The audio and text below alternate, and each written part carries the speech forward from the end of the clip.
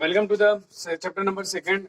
We have finished the chapter number first. In the last lecture, we have to solve the up to the 1 point exercise 1.6. Now, today the next chapter is we will start the next chapter, that is relation and function.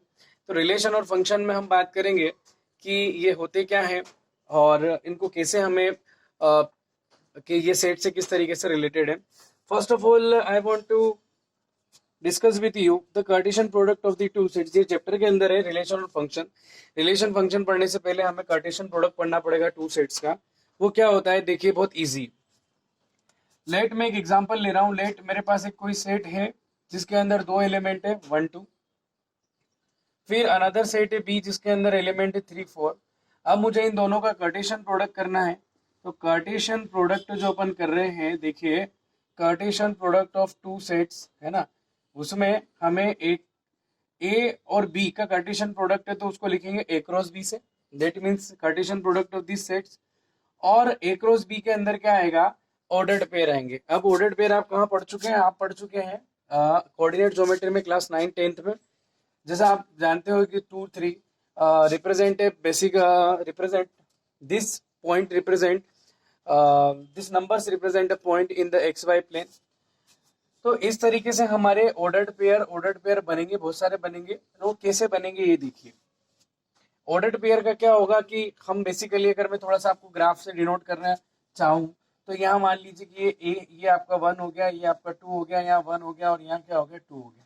जब हम x y plane की बात करेंगे तो x y plane में हम क्या करेंगे कि अगर इन बेसिकली इन पॉइंट्स को मिला देते हैं तो ये एक पॉइंट यहाँ बनेगा, फिर आगे जाके इन दोनों को मिला देंगे, ये बनेगा, फिर एक पॉइंट आपका यहाँ बन रहा है, फिर इन दोनों को आगे बढ़ने पर ये यहाँ आपका एक पॉइंट मिल जाएगा.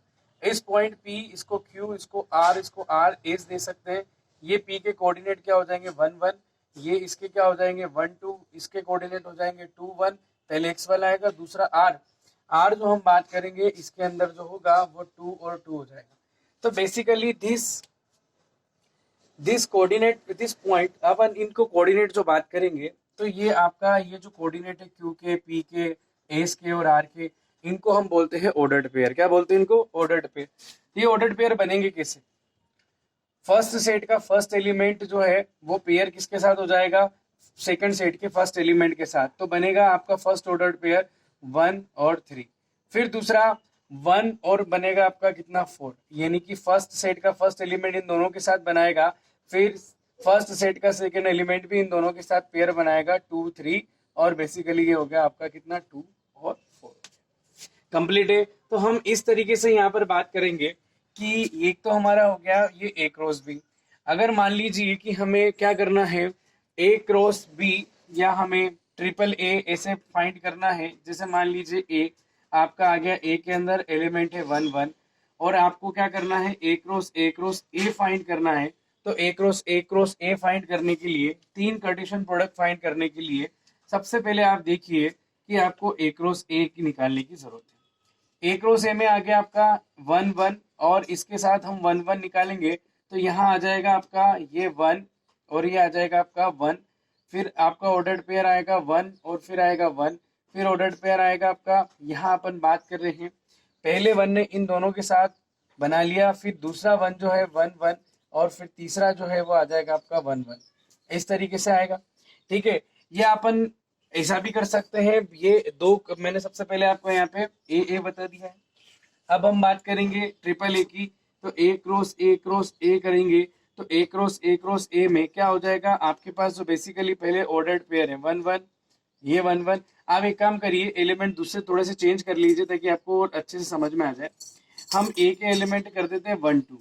ठीक है, अभी यहाँ हमको क्या फाइंड करना है, ए क्रॉस ए फाइंड करना है. ठीक है, मतलब कार्टेशियन प्रोडक्ट है ना इन द 3 टर्म हमको फाइंड करना है. तो यहाँ लिख रहे हैं अपन पहले ए क्रॉस ए निकाल लेंगे, ये हो जाएगा 1 2 है ना, और ये आपका 1 2. तो यहाँ क्या आ जाएगा 1 1, फिर आ जाएगा आपका 1 2, फिर आ जाएगा आपका 2 1 और ये आ जाएगा आपका कितना 2 2. ये हो गया. ठीक है ना, ए क्रॉस ए. क्या ए क्रॉस ए आपके पास कितना, ये वाला निकल गया. तो इसको यहाँ लिख लीजिए 1 1, फिर हो गया 1 2, फिर हो गया आपका 2 1, फिर हो गया आपका कौन सा 2 2. ठीक है, और इसका हम निकालेंगे किसके साथ, क्रॉस प्रोडक्ट निकालेंगे तो ये हो जाएगा आपका फिर ए जो आ जाएगा आपका 1 और 2। अब यहाँ समझने की बात है कि हर एक ऑर्डर्ड पेयर इसको अपने अंदर क्या कर लेगा, शामिल कर लेगा। तो चारों ऑर्डर्ड के पेयर के साथ ये 1 कैसे इंक्लूड होगा, ये देखिए, ये 1 1 और ये हो जाएगा आपका 1, फिर आ जाएगा आपका 1 2 1, फिर आ जाएगा आपका 1 2 1 2 1 1, फिर आ जाएगा 2 2 और ये हो जाएगा 1।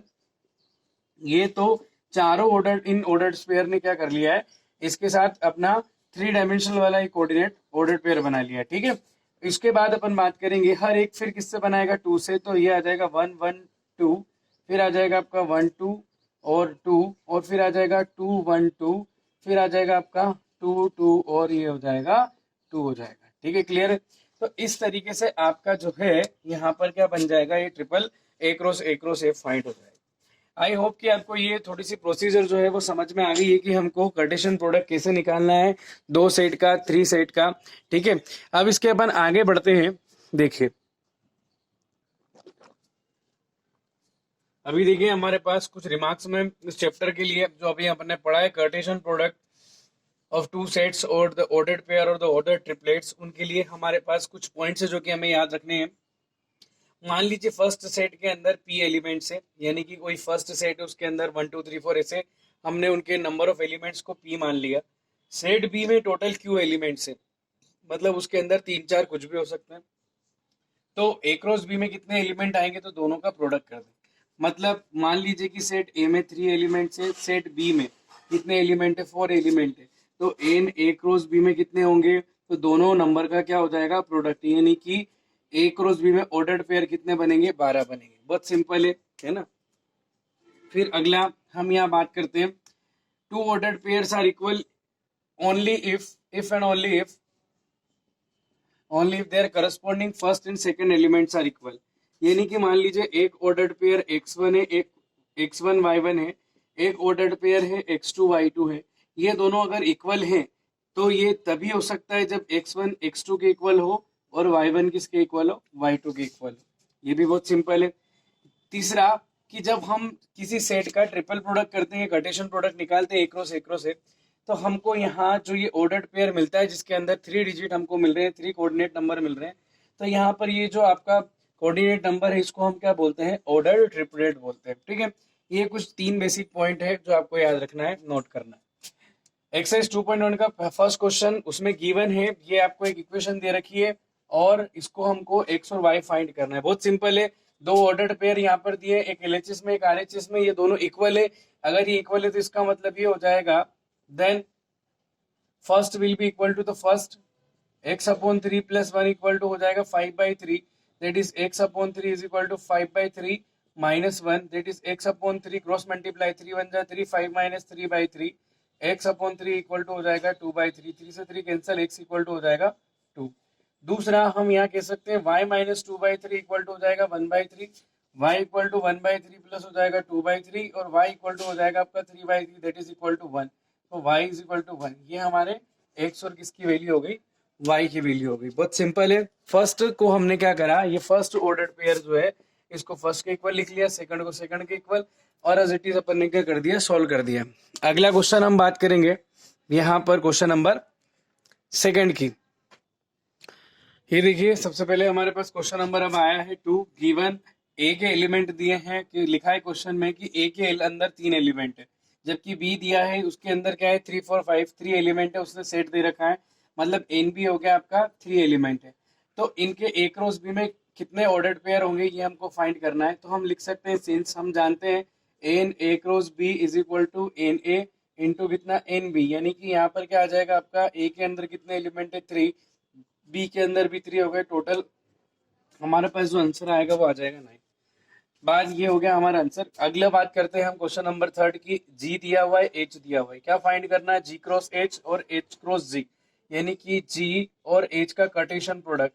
तो आपको मालूम है कि जी का हर एक एलिमेंट एच के साथ क्या बनाएगा, ऑर्डर्ड पेयर। तो यहाँ आ जाएगा 7 5, 7 बनाएगा 5 से, फिर 7 बनाएगा 4 से, फिर आ जाएगा 7 और 2, इसी तरीके से 8 5 ये आ जाएगा, फिर 8 4 और आपका लास्ट आ जाएगा 8 2, ठीक। इस तरीके से ये हमारे पास जो है ये बन जाएंगे। यहाँ पे लास्ट जो हमारा होगा 8 और 2, ये 8 2, ठीक है। इस तरीके से हमारे पास ये जी क्रॉस एच। अब हमको बनाना है एच क्रॉस जी। तो एच का हर एक एलिमेंट क्या करेगा, जी के साथ बनाएगा। पहले एच वाले, तो एच वाले कौन, 5,7, फिर आ जाएगा 5 और ये आ जाएगा 8, फिर आ जाएगा 4 7, फिर आ जाएगा 4 और 8, फिर आएगा आपका 2 7 और 2 और 8 आ जाएगा। तो इस तरीके से ये यहाँ पर जी क्रॉस एच भी हमने क्या कर लिया, फाइंड कर लिया। तो ये हमारा हो गया जी क्रॉस एच और एच क्रॉस जी हो गया। अब हम यहाँ बात करेंगे कि पी पी हमारे पास एक सेट है। हमको यहाँ पर क्वेश्चन नंबर 4 में इनके लिए ट्रू और फॉल्स बताना है स्टेटमेंट के लिए, कि इनमें से कौन सा गिवन स्टेटमेंट जो है वो ट्रू है या फॉल्स है। यहाँ एम और n. If the statement is false rewrite the given statement correctly. हम फर्स्ट की बात करते हैं। फर्स्ट जो है वो P दिया है हमारा, जिसके अंदर ऑर्डर्ड पेयर एम एन है, साथ में उसने बता रखा है इसमें जो पी क्यू हमारा है, P क्रॉस क्यू में उसने एलिमेंट दिए हैं, ऑर्डर्ड पेयर दिए हैं उसने, एम एन और एन एम दिए हैं, एन एम दिए। सबसे पहले अपन बात करेंगे यहाँ पर P और Q की। P और Q हमारे पास यहाँ आ गया है, ये एन और एम हो गया। हम जानते हैं कि जब P का Q से क्या होगा, तो क्रॉस हम कार्टेशियन प्रोडक्ट निकालेंगे तो आ जाएगा आपका एम एन, फिर आएगा आपका एम एम, फिर आ जाएगा आपका कौन सा, एन एन, और क्या आ जाएगा आपका एन एम। यानी कि यहाँ पर जो आपका दिया गया था स्टेटमेंट वो गलत था और उसका करेक्ट स्टेटमेंट क्या आ गया, ये वाला आंसर आ गया। तो इसके बाद हम लिखेंगे, ये लिखा हमने, फिर ये लिखा the given Cartesian product the given statement are wrong, the correct statement of P cross Q a will be, it contains the ordered pair m n n m m m n n और n m आ जाएगा आपका, ठीक है। फिर हम बात करेंगे यहाँ पर सेकंड वाले की। सेकंड वाले का मैं आपको एक एग्जांपल ले लेता हूँ। If A and B are non empty set, मान लीजिए कि ए और बी नॉन एम्प्टी सेट हैं, तो नॉन एम्प्टी सेट का मतलब ये हो गया कि उनके अंदर कोई ना कोई एलिमेंट होगा, है ना। और ए क्रॉस बी भी अगर नॉन एम्प्टी है तो ए क्रॉस बी भी नॉन एम्प्टी होगा, और ऑर्डर्ड पेयर उसके अंदर एक्स वाई फॉर्म में जाएगा, such that x belongs to and y belongs to B. Yes the given statement is correct, the given statement is correct. ये करेक्ट स्टेटमेंट है। इसके लिए मैं आपको एक एग्जांपल ले रहा हूं। मान लीजिए कि ए के अंदर एलिमेंट है आपके 1 2, बी के अंदर आपके एलिमेंट है 3 4, तो आपका जो ए क्रॉस बी बनेगा, जैसे कि ये दोनों नॉन एम्प्टी है, फॉर एग्जाम्पल ये दोनों नॉन एम्प्टी है, मतलब एम्प्टी नहीं है। ए क्रॉस बी में क्या आ जाएगा 1 3, फिर आएगा आपका 1 4, फिर क्या आएगा आपका 2 3, और क्या आ जाएगा आपका 2 4। ये नॉन एम्प्टी हो गया, नॉन एम्प्टी है ना स्टेटमेंट। अब यहाँ अपन बात करेंगे ए क्रॉस बी जो है 1 3 1 4 2 3 2 4 बन गया, ये आपका क्या आ गया, नॉन एम्प्टी है। लेकिन इसका हर एक फर्स्ट एलिमेंट जो है वो ये सब एक्स वाई के फॉर्म में है। कौन से फॉर्म में, एक्स वाई के फॉर्म में, ठीक है। लेकिन इसका हर एक फर्स्ट एलिमेंट जो है वो किसका एलिमेंट है, सेट ए का। तो उसने यही बात करी कि जहां पर एक्स क्या होगा, हर एक एक्स जो है वो ए का एलिमेंट होगा, यानी फर्स्ट एलिमेंट ए का होगा, और सेकंड एलिमेंट हर एक वाई पीछे आने वाला किसका होगा, सेट बी का एलिमेंट होगा। तो इसके अकॉर्डिंग उसने क्या कहा है, बिल्कुल सही कहा है कि फर्स्ट एलिमेंट जितने भी है सब एक्स वाले हैं, क्योंकि एक्स सभी कहाँ से बिलोंग कर रहे हैं, ए से बिलोंग कर रहे हैं। सेकंड वाले सब वाई फॉर्म के हैं, क्योंकि सारे कहाँ से बिलोंग कर रहे हैं, सेट सेकंड से बिलोंग कर रहे हैं। तो आपको इसके लिए इतना सा लिखना है, yes the given statement is correct, है ना, कि दिया गया स्टेटमेंट क्या है, करेक्ट स्टेटमेंट है। जो करेक्ट है उसके लिए आपको करेक्ट करके नहीं लिखना है। ये क्वेश्चन नंबर हमारा था 4 था, ठीक है। अब हम क्वेश्चन नंबर देखेंगे 5। ये देखिए हमारे पास ए के अंदर हमारे पास 2 एलिमेंट है और हमें ऑर्डर ट्रिपलेट निकालना है, ए क्रॉस ए निकालना है। तो यहाँ सबसे पहले मैंने बात कर ली ए क्रॉस ए की। ए क्रॉस ए क्या होगा, आपको मालूम है इन दोनों के ऑर्डर पेयर बनेंगे -1 1 और ये 1 1 आ जाएगा, ठीक है। तो ए क्रॉस ए जो होगा वो आ गया आपका -1 और ये आ जाएगा 1, फिर आ जाएगा आपका -1 और फिर आ जाएगा 1, फिर अगला नेक्स्ट बनेगा आपका 1 1 और फिर आ जाएगा आपका 1 और ये 1 बनेगा, ठीक है। तो ए क्रॉस ए निकल गया। अब हमें निकालना है ए क्रॉस ए, यानी कि ये सारे ऑर्डर्ड पेयर जो है -1 1 को शामिल करेंगे। तो ये इसमें देखिए फर्स्ट -1 1 और फर्स्ट वाला क्या आ जाएगा -1, फिर उसके बाद सेकंड -1 1 और फिर क्या आ जाएगा आपका -1, फिर आ जाएगा आपका 1 1 और -1 और 1 1 और फर्स्ट वाला -1। ठीक है, इसके बाद में फिर हमारे पास वापस से चारों सेकंड के साथ भी क्या बनाएंगे ऑर्डर ट्रिपलेट। ये आ जाएगा 1 1 1, फिर आ जाएगा आपका 1 सॉरी यहाँ से आएगा आपका -1 1, ये इधर से -1 1 और ये -1 1 और फिर ये 1। ठीक है, इसी तरीके से -1 1 आपका दूसरा वाला जो आपको दिखाई दे रहा है ए क्रॉस ए में -1 1 और फिर आ जाएगा आपका कौन सा 1, फिर अपन बात करेंगे यहाँ पे 1 1 1 1, ये आपका जो थर्ड वाला है ये सेकंड वाले के साथ बनाएगा 1 1 1 और फिर उसके बाद फोर्थ वाला 1 1 फिर 1 बनाएगा, तो 1 1 और क्या आ जाएगा 1 आ जाएगा। तो इस तरीके से ये ऑर्डर्ड पेयर हमारे पास क्या है, ये ट्रिपल यहाँ पर बात करेंगे अपन, ये अपने पास क्या बन जाएंगे ऑर्डर्ड पेयर बन जाएंगे सारे। ठीक है, तो ये क्वेश्चन हमारा कौन सा क्वेश्चन नंबर 5 हो गया।